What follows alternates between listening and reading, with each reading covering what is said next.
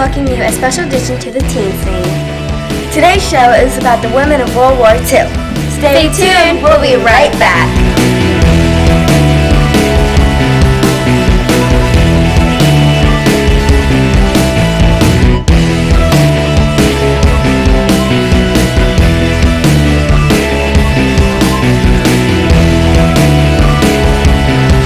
Welcome to the Teen Scene.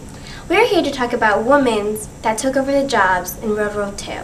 Now, one of the women was Rosie the Riveter, and she was a role model to all the women because, you know, when the guys went to World War II to do their war, the women had to take over the men's jobs at factories, riveteers, and when the men came back, they treat the women as like they didn't have no rights, and like, oh, you know, women can't do those rights. And it was, you know, a really depressing time for women. I think so too. It's like now they have all these different types of jobs they can do, but back then they couldn't. And they now, I forgot the word, now they can show that they can do stuff like that. As when there's riots called the T4, as women can play sports, you know. If those actions didn't take place by women, we wouldn't have the rights today to like women go teach or to be doctors or lawyers, you know. We wouldn't have those rights if it wasn't for those women who made the right. So speaking of those wonderful ladies in World War II, have a look at this.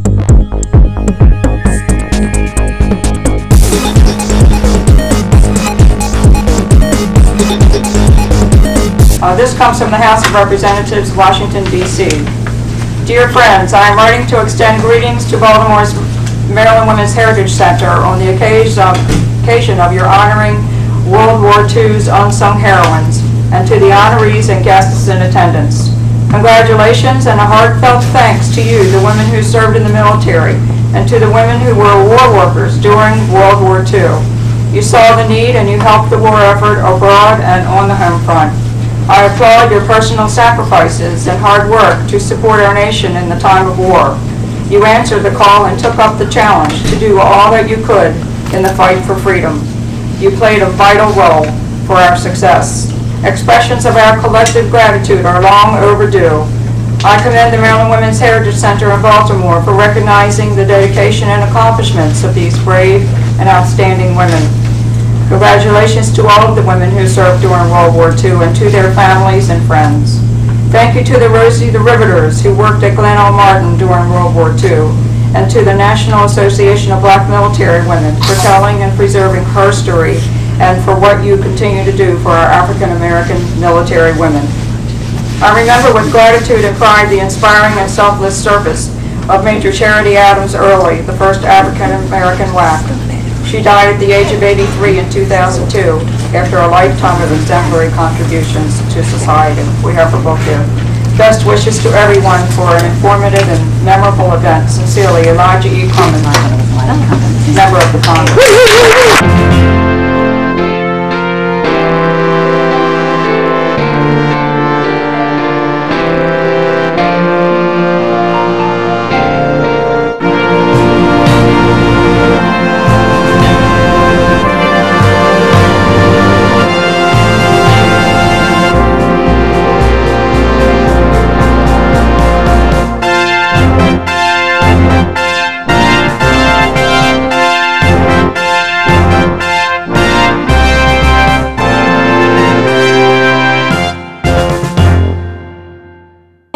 To the Teen Scene. Hey Sarah, did you know that women actually flew planes in World War II? Yes, their organization was called WASPs. And if it wasn't for them, the women wouldn't have the right to fly planes. I mean, there's, you know, people don't realize that, you know, women's done a lot of rights, have a lot of rights, but they actually really do not, because there's a few women that actually fly commercial airplanes. You know, people don't realize about that. And we have to be grateful that we have these rights. I mean, because I agree with you, because they should be grateful that we have these rights, but there's only a few 800 people who are women who actually fly airplanes. But there's a lot more men that do that. Yeah. You know, would you like to be an airplane? Like a flight attendant or something? You know, would you like to be a pilot? I mean, there's so many women that are flight attendants, but not pilots. True. Yes, I would. Exactly. I would love to be a pilot, you know, to learn about, you know, the different types of airplanes and their controls and how to fly an airplane. Have you ever been on an airplane and walked into the airplane and then saw all the control panels? Only once in my life, but, you know, there's not a much women that have, you know, flown an airplane. I know, but it's like, it's a lot of overwhelming. You know, most people are scared that, you know, women can't fly a plane because, you know, they're a woman and they think that they're weak. But, you know, there's actually a lot of strong women that can, you know, do lots of things that man can't. You know, one of the first women, you know, that was a pilot was Bessie Cole. Also Amelia Earhart. You know, yeah, but that tragic plane crash, you know, in the Bermuda Triangle, you know, but she made an effort to travel all around the world. And also Bessie Cole. Yes. Oh, Bessie Cole was an African American. You know, she had to go to France to get her flight attendant. And when she came to America, you know, the tragic thing is that she had to be one of those stunts for those circus. And, you know, that stunt, you know, that she crashed and that ended. Very sad. It's very sad. And what about Amelia Earhart? Well, she actually flew all around the world and she got lost and kind of crashed. So, yeah. You know, they never actually found Amelia Earhart plane and body, which is the strangest thing. Exactly. So speaking of that, have a look at this.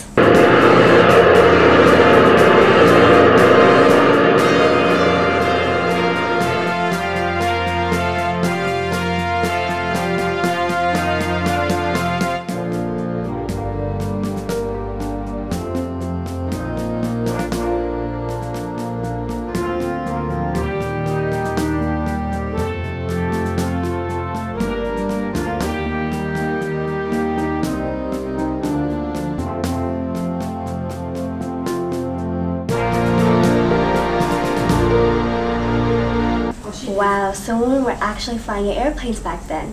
Well, we're going to take a break, so don't touch our remote. All of you know we have had that first woman four-star, General Ann Dunwoody, who was in the Army. She retired August the 15th, and just before that took place, I think it was the 7th of June, the Air Force promoted Janet Wolfenbarger to the four-star, and she's the commander of Air Material Command out at Wright-Patterson in Dayton, Ohio. So we have an Air Force four-star on duty today, and she will be the speaker at the dinner of the 15th anniversary. So there are lots of other things I could tell you, but we've been here for some time, and I will quit at that, except I'm trying to get 200 to 250,000 women registered. We're within 600 now. So if you're not if you're here and you serve the military and you're not registered, I hope you'll register and do it quickly so I can get it in there before our program on the 19th and 20th. And I know that these WASP are registered, and I've seen several others of you here that I know are registered, so I hope that all of you will be registered so that your name, your picture, your record of service, your memorable experience go in that memorial for all time. Wow. This is your legacy, it's your memorial, and take advantage of it. Make it yours. Thank you very much. Wow, Sarah, that was a woman general. I mean, nowadays, you know, people offer women to go to military school. You know, they offer college. Would you like to be, like, in the military or Air Force? I would like to do Air Force because ever since I was little, I always wanted to fly an airplane. And I thought it would just be fun. I know, like flying planes and get to see the world, travel around the world. It's an amazing adventure and travel. Yes. So speaking of that, have a look at this. The army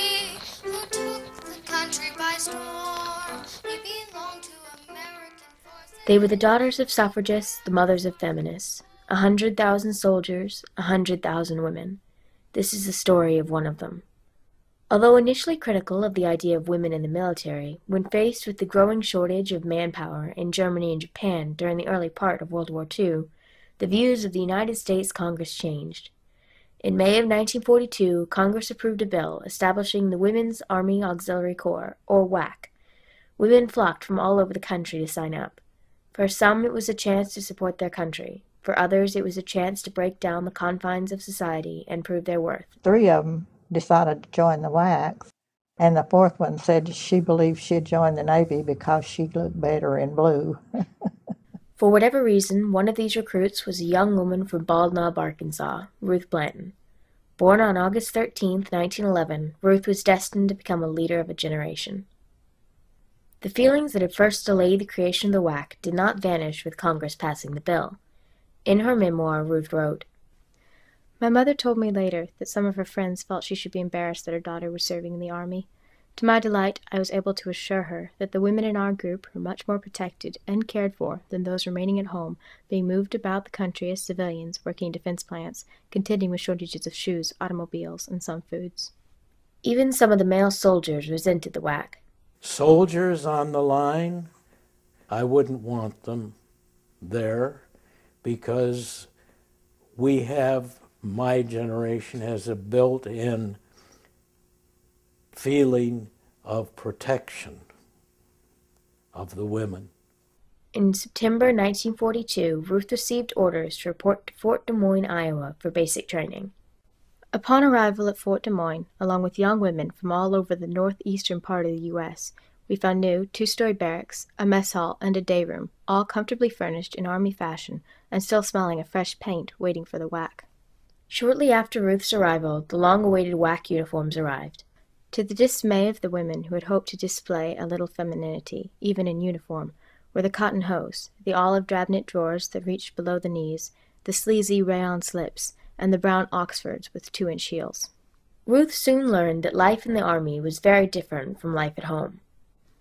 Basic training required much adjustment, learning to live with 50 women in an open barracks, with half beds placed with only a walkway between, taking turns at a row of wash basins and showers enclosed by curtains. 2 close-ordered drill periods a day, an exercise period, and classes on everything from personal hygiene to military law was routine. At the end of basic training, Ruth's company was broken up. Some women went to train as mechanics, cooks, or accountants. Ruth was assigned to Army Administration School. She was moved into the city of Des Moines and spent most of her time in class. Generals we were seen, of column left, eyes right, forward march, the guide is right. Oh, thank you so much. Many's the time we remember the fun and the work we have done. From the day we arrived in September till peace has come, the war is won. Oh, thanks for the memory of living on the post with Uncle Sam as host and officers who understood the things we needed most. Oh, thank you so much. Wow, that was really great. Well, we'll be right back. Okay. As you can see here, we have the famous photo for World War II as a soldier or sailor kissing the nurse. Her name is Greta Freeman of Old Frederick, Maryland, became part of the history in an iconic VJ Day photo.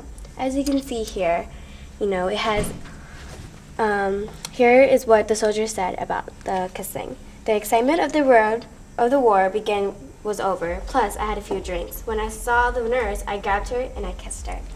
And what Greta said, the sailor grabbed me, and I don't know how many seconds he held me onto me. But the photographer, he just made the best of his opportunity. Now, Greta Zimmer Friedman was born in Austria and came to New York City in 1939, escaping the Nazi Holocaust.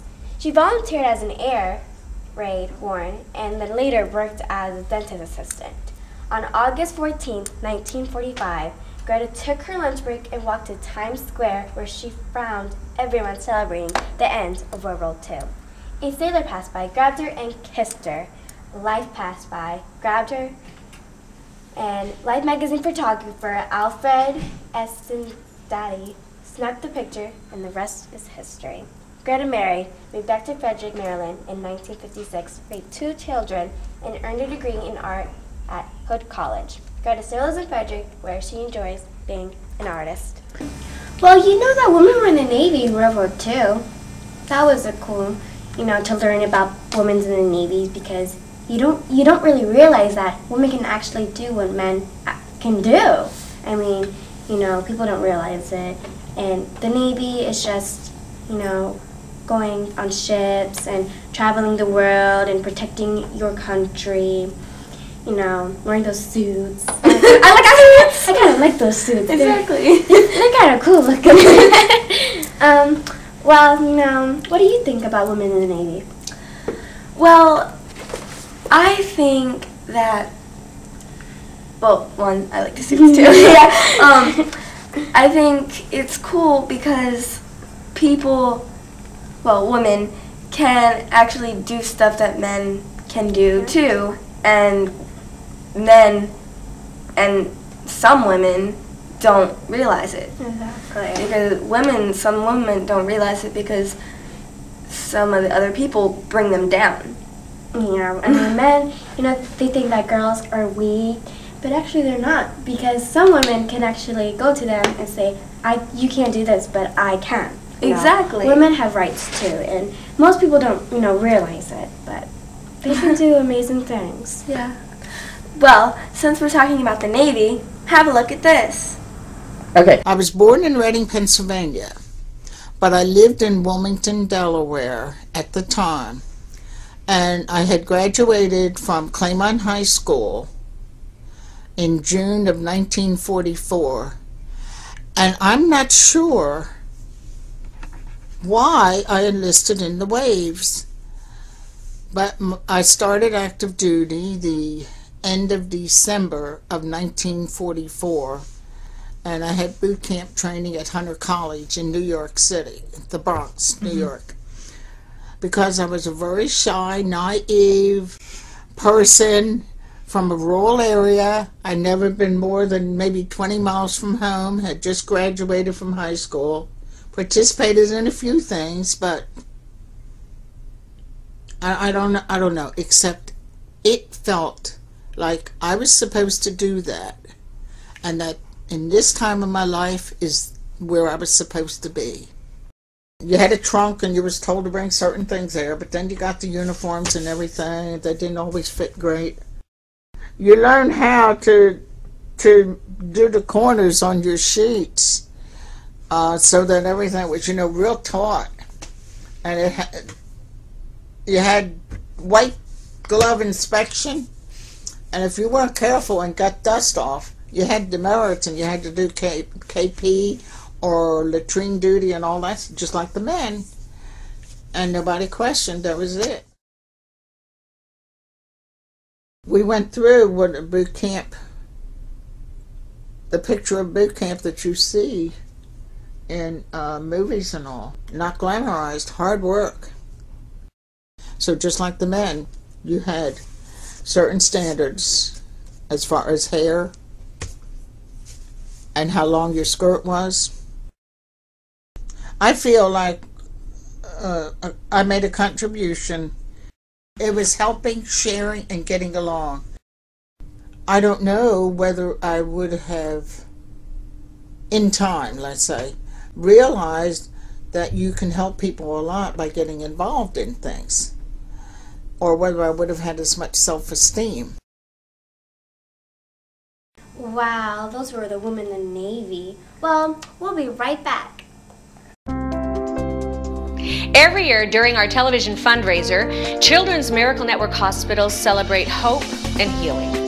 Thanks to your generous donations, sick children can get better.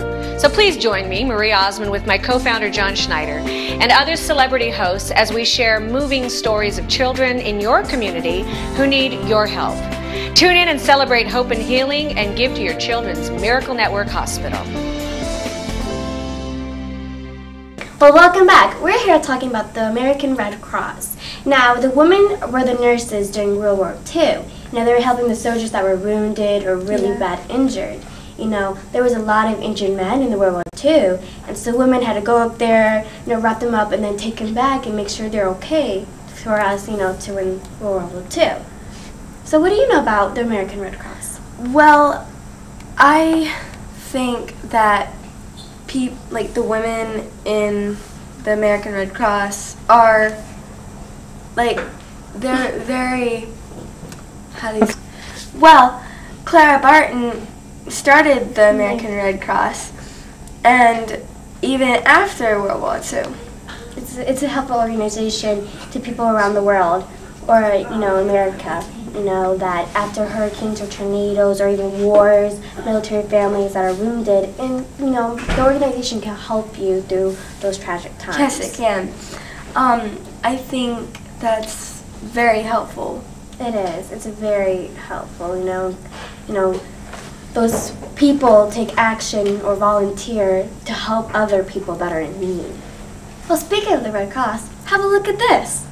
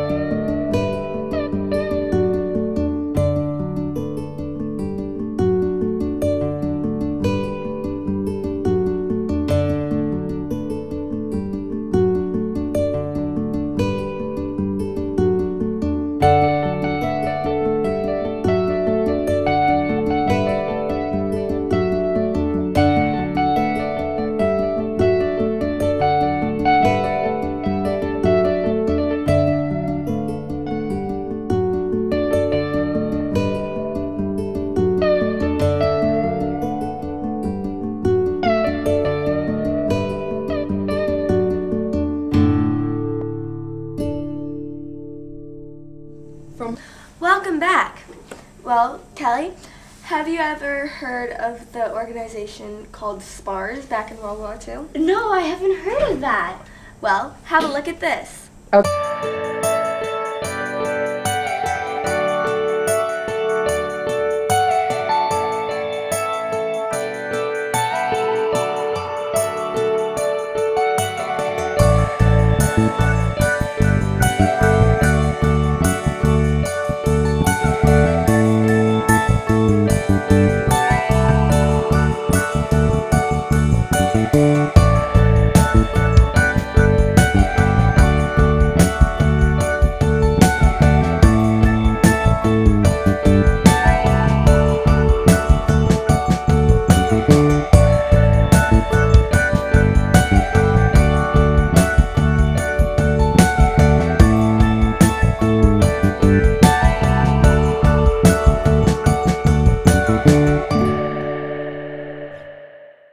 We're lucky to have all those women lead the way for us to have our careers and opportunities in life when we grow up. Yes, we are very lucky. Well, we're going to take a break, so don't go away. We'll be right back. Well, first there's the Army Nurse Corps, which is there is a whole bunch of things about the corps, and it's very good. And then there's the the heroines that are great heroes. They are very good because they had a good thing about America. And also these books all about the navies and the nurses and everything about the World War II, and it's really good. Well, as you can see here, you have the women's Marines, many of the women had to take their place as men's, when they were in the war. And as you can see here, you have the women's flight, which is the Women's Air Force Service Pilots of World War II, which are called the WAPS organization. As you can see here, President Obama is signing a document as for the WAPS. And here are the WAPS in Hagerstown, Maryland, which is somewhere in Maryland. And here is a book about the Women's Marine in memory of the women who joined the U.S. Marine Corps in World War II, Free a Woman Marine to Fight by Teresa Munoz. And as you can see here, we have the WACS organization, which is the Women's Army Corps. And, the women had to take their place for men that went to the war. And as you can see here in this footage is the Midge Mahoney Front MD resident in the WAAC training in Algotrope, Georgia. Well, we hope you learned a lot about those women. We hope you enjoyed the show.